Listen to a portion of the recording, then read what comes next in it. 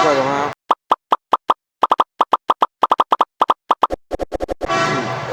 انا دلوقتي بصور من بره ودي اول مرة تشوفوني من غير جلابية. لازم ان انت ترفه عن نفسك في ثانوية عامة زي ما انا برفه عن نفسي دلوقتي كده.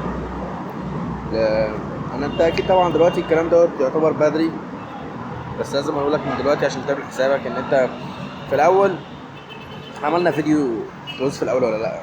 تمام، بس انت دلوقتي لو في الاول لو بتدوس او حتى مش بتدوس لازم ترفه عن نفسك. يعني انا عارف ان ممكن الناس دلوقتي تكون مش بتدوس بس نفسيتها تعبانه بس من كتر التفكير والضغط.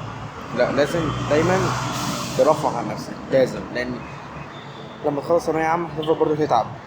لما تخش الجامعه هتتعب برضه، لما تشتغل هتتعب برضه، كل حاجه هتتعب. لازم تبقى دايما بترفه عن نفسك جنب التعب بتاعك، ودي سكيل لازم تتعلمها من دلوقتي ان انت ترفه عن نفسك. ابدا من دلوقتي وحاول ترفه مع نفسك جنب الضغط، عشان اخر السنه لما تكون في الامتحانات مش هترفع عن نفسك ان ده يبقى موديل الامتحانات.